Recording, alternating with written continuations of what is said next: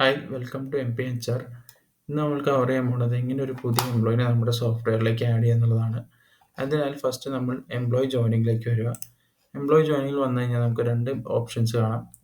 First one all employees, second one employee joining.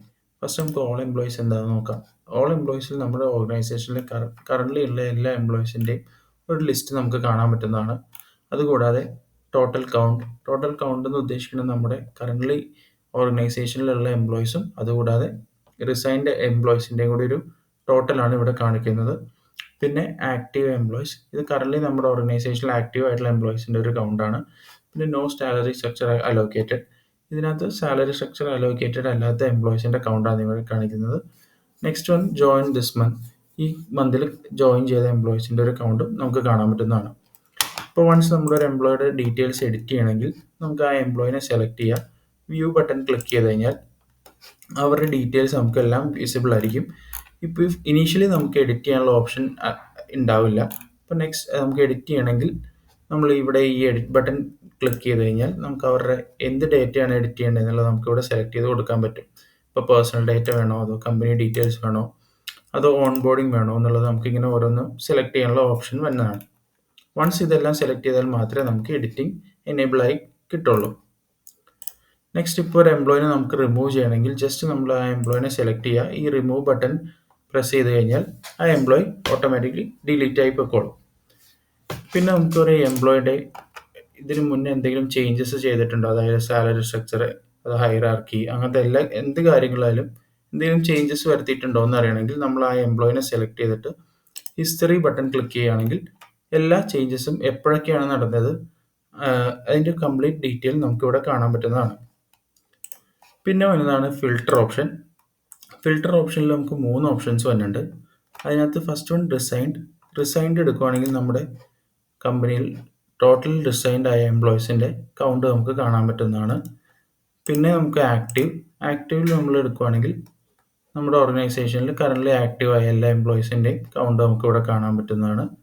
പിന്നെ last option notice period നമ്മൾ select ചെയ്യുകയാണെങ്കിൽ current നമ്മുടെ ഓർഗനൈസേഷനിൽ നോട്ടീസ് പീരീഡിലുള്ള എംപ്ലോയീസിൻ്റെ കൗണ്ടും നമുക്കിവിടെ കാണാൻ പറ്റുന്നതാണ്. നെക്സ്റ്റ് വരുന്നതാണ് എംപ്ലോയി ജോയിനിങ് മെനു. ഇപ്പോൾ പുതിയതായിട്ടൊരു എംപ്ലോയി വരുമ്പോൾ നമ്മൾ ഫസ്റ്റ് വരേണ്ട മെനു ആണ് എംപ്ലോയി ജോയിനിങ്. ഇതിൽ നമുക്ക് ഒന്നില്ലെങ്കിൽ നമുക്ക് നമ്മുടെ മൈ പ്രൊഫൈൽ ആപ്പിൽ നിന്ന് ഡയറക്റ്റായിട്ട് എംപ്ലോയിൻ്റെ ഡീറ്റെയിൽസ് ഇമ്പോർട്ട് ചെയ്ത് നമുക്ക് നമ്മുടെ സോഫ്റ്റ്വെയറിലേക്ക് എടുക്കാൻ പറ്റുന്നതാണ്.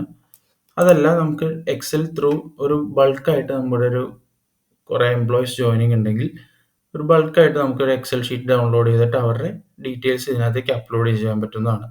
അതല്ല ഇപ്പോൾ സിംഗിൾ എംപ്ലോയിനെയാണ് നമ്മൾ അപ്ലോഡ് ചെയ്യണമെങ്കിൽ ജസ്റ്റ് ഇവിടെ ആഡ് എംപ്ലോയി ക്ലിക്ക് ചെയ്യുക. അപ്പോൾ എംപ്ലോയിയുടെ ഡീറ്റെയിൽസ് എൻ്റർ ചെയ്യാനുള്ള ഒരു ഫോം വരും. അപ്പോൾ ഇതിനകത്തുള്ള മാൻഡേറ്ററി ഡീറ്റെയിൽസ് നമ്മൾ എന്തായാലും ഫില്ല് ചെയ്തിരിക്കണം. വൺസ് അത് ഫില്ല് ചെയ്തതിന് സേവ് ആൻഡ് നെക്സ്റ്റ് കൊടുക്കുകയാണെങ്കിൽ നമുക്ക് അവരുടെ education details, family details, experience, പിന്നെ അതല്ല എന്തെങ്കിലും ഡോക്യുമെൻറ്റ്സ് ഉണ്ടെങ്കിൽ അതും അപ്ലോഡ് ചെയ്യാനുള്ള ഓപ്ഷൻ വരുന്നതാണ്. വൺസ് ഇതെല്ലാം നമ്മൾ ഫില്ല് ചെയ്ത് കഴിഞ്ഞാൽ നമുക്കത് കംപ്ലീറ്റ് ചെയ്ത് സേവ് ചെയ്യാൻ പറ്റും. അത് കഴിഞ്ഞിട്ട് വൺസ് നമ്മൾ ഈ ഇനീഷ്യൽ പ്രോസസ്സ് കഴിഞ്ഞാൽ നെക്സ്റ്റ് ചെയ്യേണ്ട പ്രോസസ്സാണ് ഓൺ ബോർഡിംഗ് ചെയ്യാനായിട്ട് നമ്മളൊരു എംപ്ലോയിനെ സെലക്ട് ചെയ്യുക. അത് കഴിഞ്ഞിട്ട് നമ്മൾ ഓൺ ബോർഡിംഗ് ബട്ടൺ ക്ലിക്ക് ചെയ്യാം. Once onboarding button click ചെയ്ത് കഴിയുമ്പോൾ നമുക്ക് നേരത്തെ കണ്ട പോലത്തെ ഒരു ഫോം തന്നെ പിന്നെയും ഡിസ്പ്ലേ ആയിട്ട് വരും.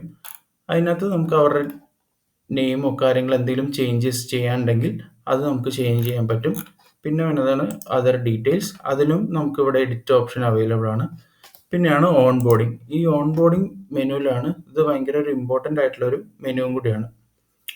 വൺസ് ഇത് ഫില്ല് ചെയ്താൽ മാത്രമേ നമുക്ക് നമ്മുടെ എംപ്ലോയി നമ്മുടെ ഓർഗനൈസേഷനിൽ ജോയിൻ ആയെന്നുള്ളത് നമ്മുടെ സോഫ്റ്റ്വെയറിൽ ആഡ് ചെയ്യാൻ പറ്റുള്ളൂ. എന്നാൽ മാത്രമേ ഈ എംപ്ലോയി ഓൾ എംപ്ലോയീസ് ലിസ്റ്റിലേക്ക് കൺവേർട്ടായി വരത്തുള്ളൂ. അപ്പോൾ ഇതിനായിട്ട് നമ്മൾ കൊടുക്കേണ്ട ഡീറ്റെയിൽസ് ആണ് joining date, employee ID, branch, department, designation, employee type, notice period. ഇത്രയും ഡീറ്റെയിൽസ് നമ്മൾ മസ്റ്റായിട്ട് കൊടുക്കേണ്ടതാണ്. പിന്നെ നമുക്ക് ആ എംപ്ലോയിയുടെ